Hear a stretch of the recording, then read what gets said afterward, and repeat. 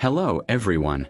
Today, I'm going to show you how to fix a common problem, a TV remote that just won't work.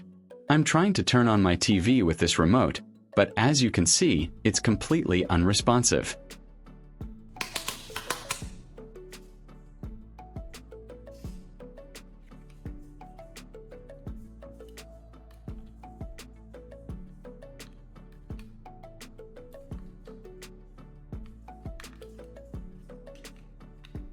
I'm pressing all the buttons, trying to get any sign of life, but nothing happens. You might think it's broken beyond repair, but I'll show you a simple, clever trick to bring it back to life and make it as good as new. My first thought is always the batteries, so I'm removing the battery cover here and taking out the old batteries. It's important to check these first, as they are the easiest fix for a non-working remote.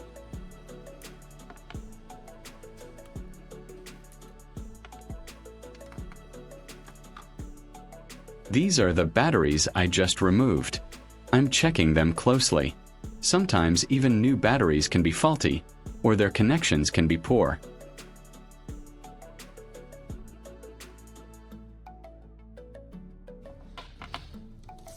I'm using my multimeter here to check the voltage of these batteries. I'll set it to DC voltage and touch the probes to the battery terminals.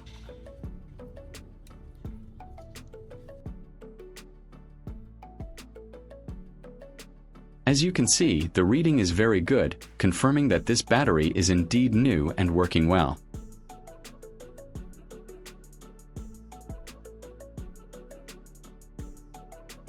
Even with new batteries, the remote still isn't working, which means the problem runs deeper. Leave a comment and let me know which country you are watching from. It's great that we can connect and chat from all over the world. This tells me the issue isn't just about power. There's something else preventing it from functioning. It's time to open it up and investigate further. To get inside, I'm carefully prying open the remote control casing. It's usually held together by clips, so I'm using a small screwdriver to gently separate the halves. You want to be careful not to damage any internal components or the plastic casing itself.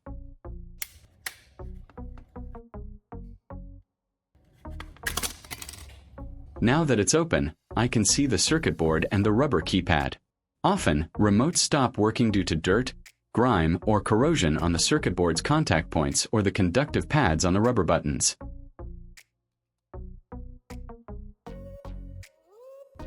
For cleaning, I'll be using 90-degree alcohol, which is great for electronics because it evaporates quickly and leaves no residue.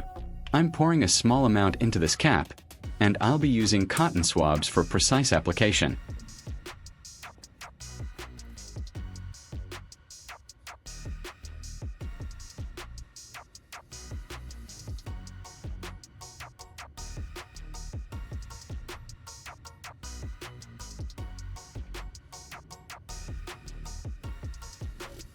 I'm taking a cotton swab, dipping it in the rubbing alcohol, and carefully cleaning all the contact points on the circuit board. These are the little metallic pads that connect with the buttons. Over time, dirt, oil, and even tiny food particles can build up here, preventing a good connection.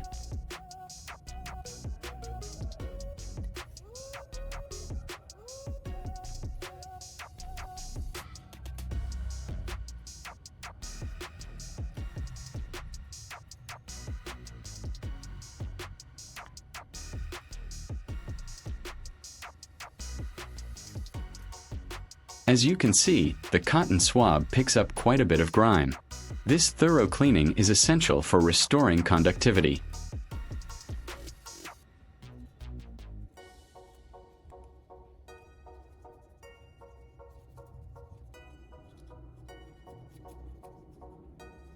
If you find this video interesting, don't forget to like, subscribe, and turn on the notification bell so you don't miss any interesting ideas coming soon.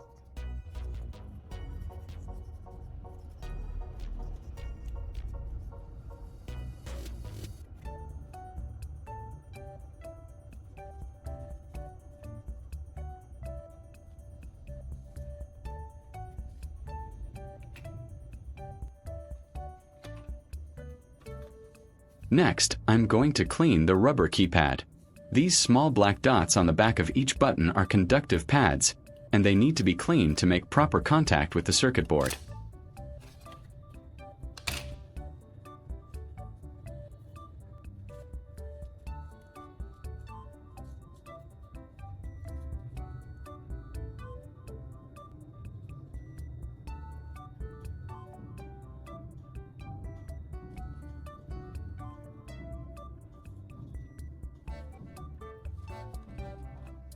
Here's a neat trick.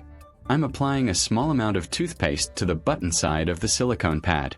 Toothpaste contains mild abrasives that can help clean and revitalize the rubber, helping to restore their conductivity.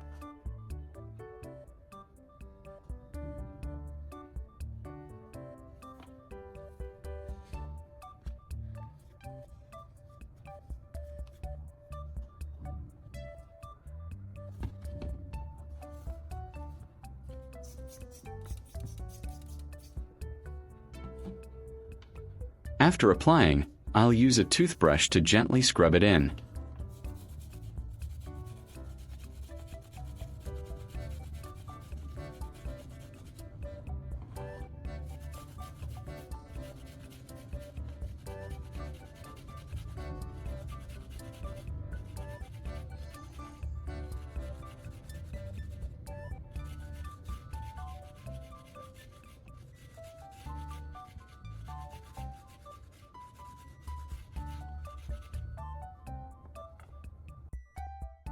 Then I'll spray it with water to ensure all the toothpaste residue is removed. This helps to further remove any lingering dirt and toothpaste, ensuring the rubber is completely clean and flexible. It's like giving it a fresh shower.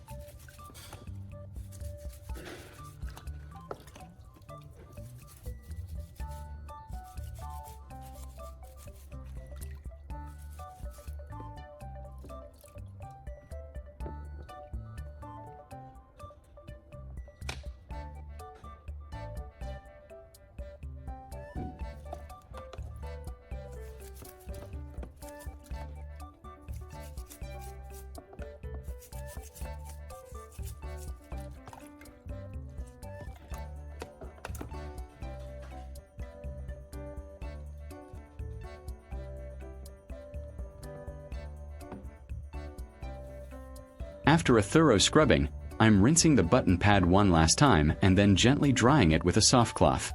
It's important to make sure it's completely dry before reassembly to prevent any moisture damage.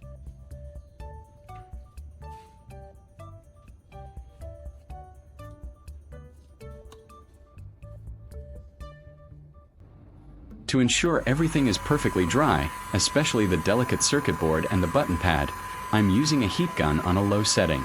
This speeds up the drying process and helps evaporate any remaining alcohol or water, preparing the components for reassembly.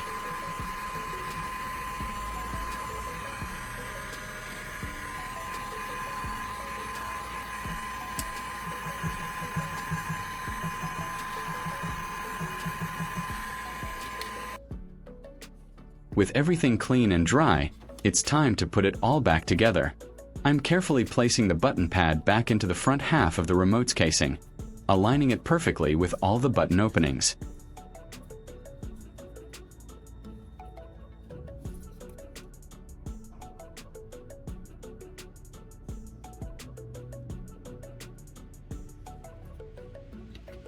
Then, the circuit board goes on top, ensuring its contact points line up with the button pad.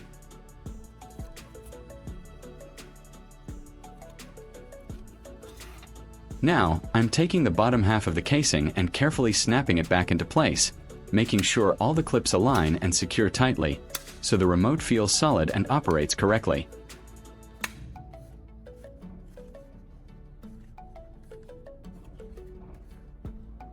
Almost done. I'm inserting the batteries back into their compartment, making sure the polarity is correct, and then securely closing the battery cover.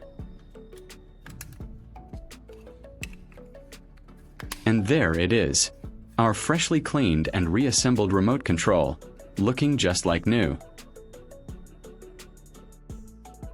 I'm pointing the remote at the TV, and look at that. It's working perfectly with every press. Our simple DIY fix saved this remote from the bin. This just proves that with a little patience and a few household items, you can fix so many things yourself. It's incredibly satisfying.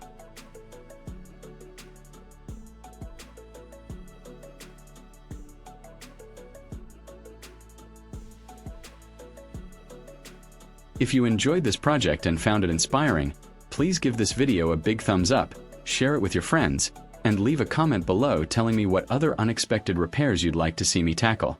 Don't forget to subscribe for more fantastic DIY ideas. Thank you for watching, and I'll see you in the next one.